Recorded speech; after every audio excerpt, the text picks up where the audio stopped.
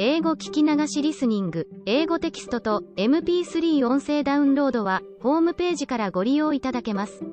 88thpp.com 88thpp.com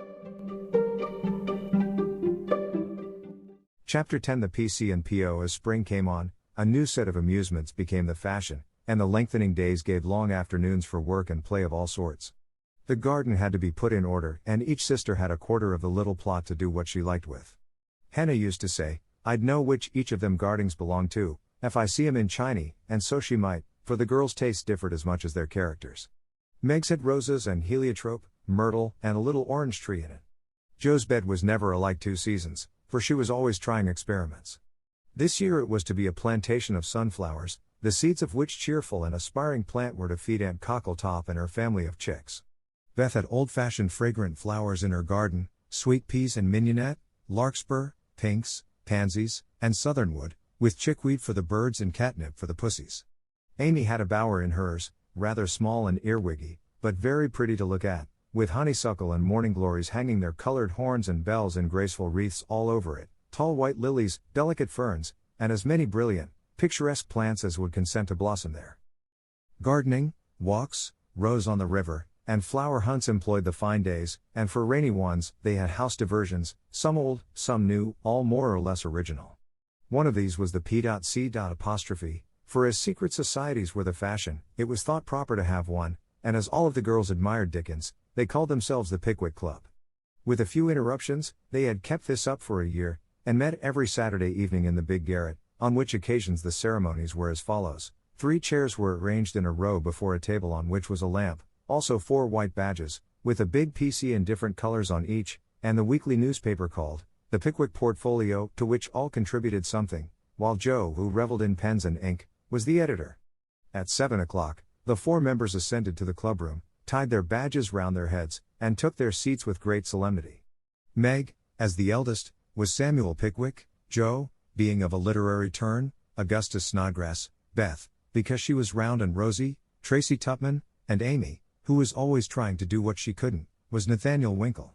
Pickwick, the president, read the paper, which was filled with original tales, poetry, local news, funny advertisements, and hints, in which they good-naturedly reminded each other of their faults and shortcomings. On one occasion, Mr. Pickwick put on a pair of spectacles without any glass, rapped upon the table, hemmed, and having stared hard at Mr. Snodgrass, who was tilting back in his chair, till he arranged himself properly, began to read. The Pickwick Portfolio. May 20th, 18th. Poets' Corner. Anniversary Ode. Again we meet to celebrate. With badge and solemn rite. Our 52nd anniversary. In Pickwick Hall, tonight. We all are here in perfect health. None gone from our small band. Again we see each well-known face. And press each friendly hand. Our Pickwick, always at his post. With reverence we greet. As, spectacles on nose, he reads our well-filled weekly sheet. Although he suffers from a cold, we joy to hear him speak. For words of wisdom from him fall. In spite of croak or squeak.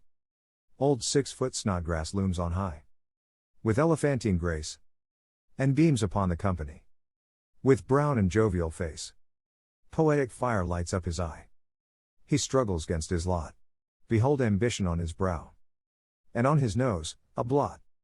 Next our peaceful Tupman comes. So rosy, plump, and sweet. Who chokes with laughter at the puns. And tumbles off his seat. Prim little Winkle too is here. With every hair in place. A model of propriety. Though he hates to wash his face. The year is gone, we still unite. To joke and laugh and read. And tread the path of literature. That doth to glory lead. Long may our paper prosper well. Our club unbroken be. And coming years their blessings pour. On the useful, gay P.C. A. Snodgrass. Dash. The Masked Marriage. A Tale of Venice. Gondola after gondola swept up to the marble steps, and left its lovely load to swell the brilliant throng that filled the stately halls of Count Adelon. Knights and ladies, elves and pages, monks and flower girls, all mingled gaily in the dance. Sweet voices and rich melody filled the air, and so with mirth and music the masquerade went on. Has your Highness seen the Lady Viola tonight? asked a gallant troubadour of the fairy queen who floated down the hall upon his arm. Yes, is she not lovely, though so sad? Her dress is well chosen, too, for in a week she weds Count Antonio, whom she passionately hates. By my faith, I envy him. Yonder he comes, arrayed like a bridegroom, except the black mask. When that is off we shall see how he regards the fair maid whose heart he cannot win, though her stern father bestows her hand, returned the troubadour. 'Tis whispered that she loves the young English artist who haunts her steps, and is spurned by the old count, said the lady, as they joined the dance. The revel was at its height when a priest appeared, and withdrawing the young pair to an alcove, hung with purple velvet, he motioned them to kneel. Instant silence fell on the gay throng, and not a sound, but the dash of fountains or the rustle of orange groves sleeping in the moonlight, broke the hush, as Count d'Adelon spoke thus. My lords and ladies, pardon the ruse by which I have gathered you here to witness the marriage of my daughter. Father, we wait your services. All eyes turned toward the bridal party, and a murmur of amazement went through the throng, for neither bride nor groom removed their masks.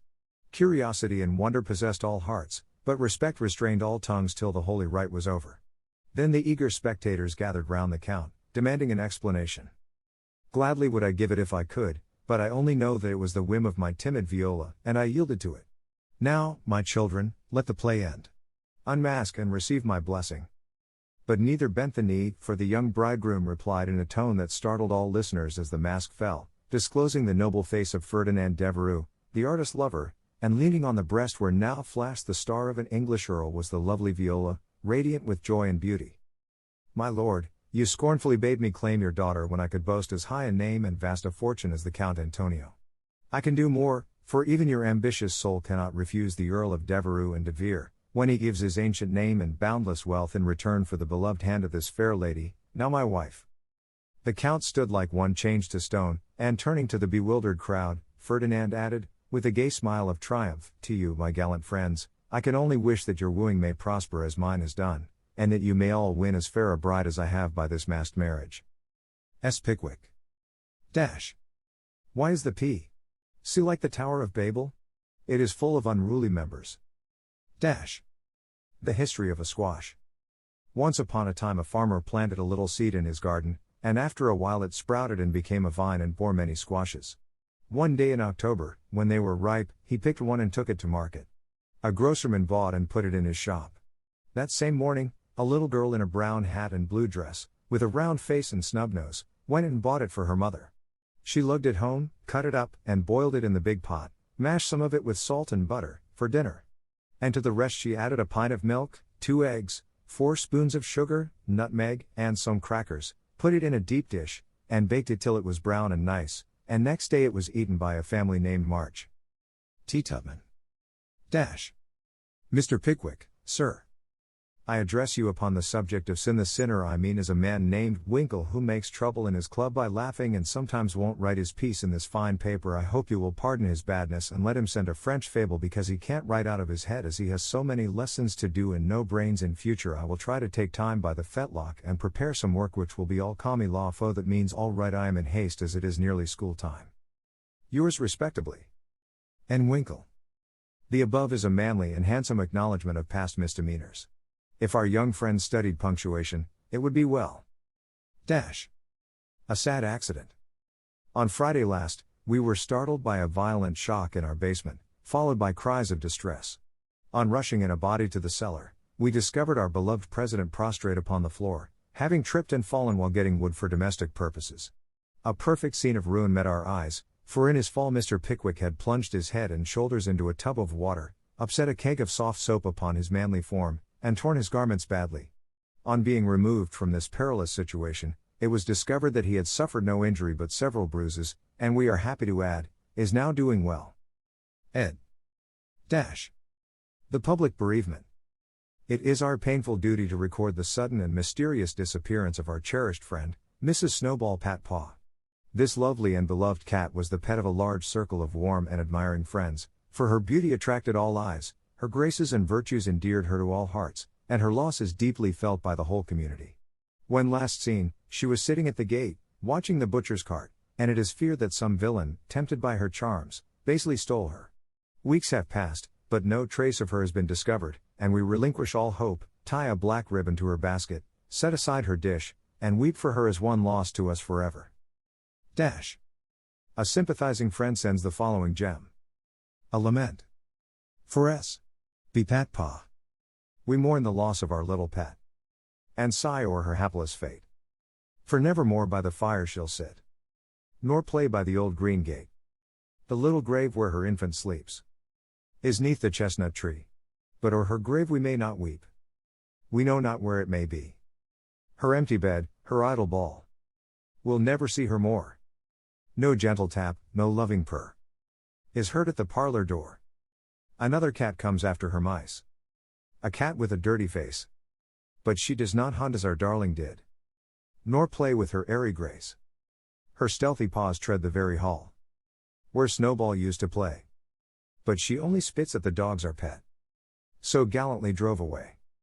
She is useful and mild, and does her best. But she is not fair to see. And we cannot give her your place, dear. Nor worship her as we worship thee. A.S. Dash. Advertisements. Miss Aranthe Bluggage, the accomplished strong-minded lecturer, will deliver her famous lecture on woman and her position at Pickwick Hall, next Saturday evening, after the usual performances. A weekly meeting will be held at Kitchen Place, to teach young ladies how to cook. Hannah Brown will preside, and all are invited to attend. The Dustpan Society will meet on Wednesday next, and parade in the upper story of the clubhouse. All members to appear in uniform and shoulder their brooms at 9 precisely.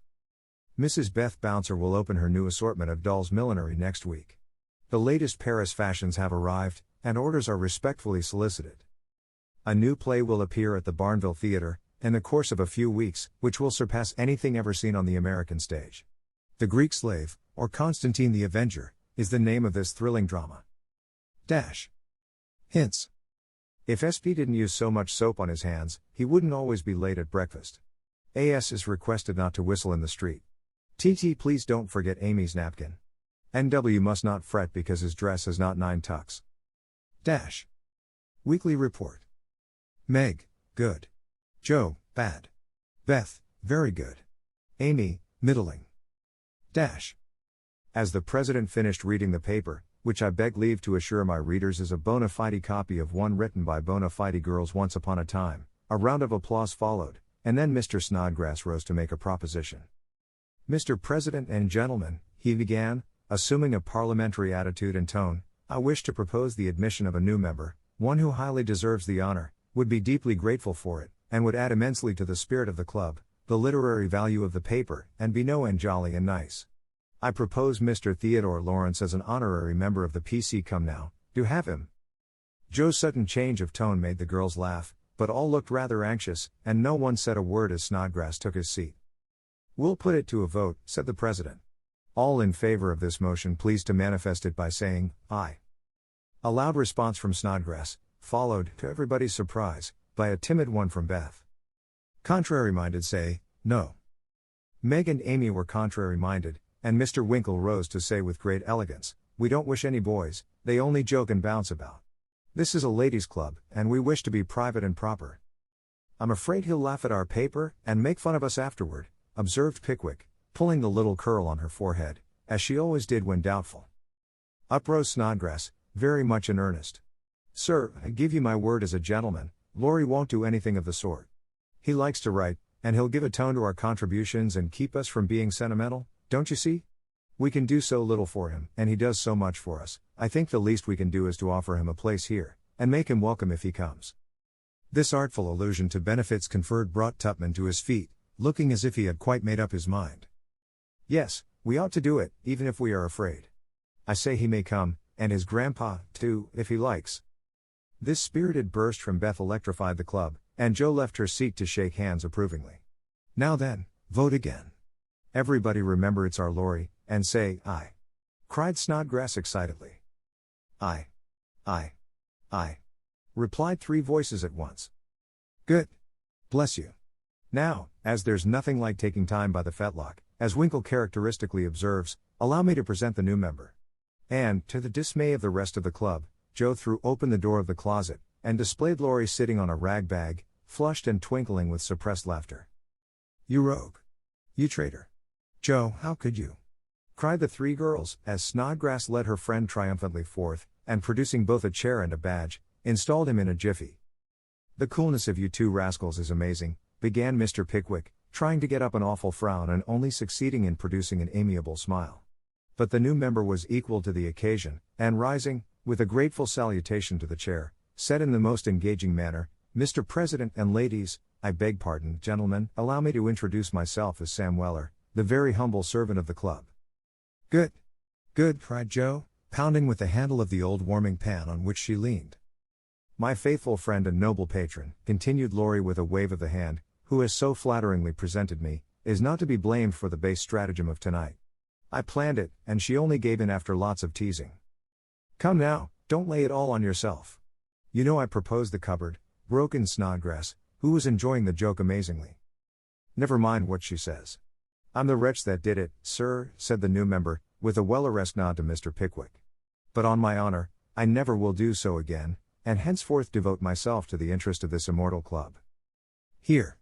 Here!" cried Joe, clashing the lid of the warming pan like a cymbal. Go on," added Winkle and Tupman, while the president bowed benignly. "I merely wish to say, that as a slight token of my gratitude for the honor done me, and as a means of promoting friendly relations between adjoining nations, I have set up a post office in the hedge in the lower corner of the garden, a fine, spacious building with padlocks on the doors and every convenience for the males, also the females, if I may be allowed the expression. It's the old Martin house, but I've stopped up the door and made the roof open, so it will hold all sorts of things, and save our valuable time.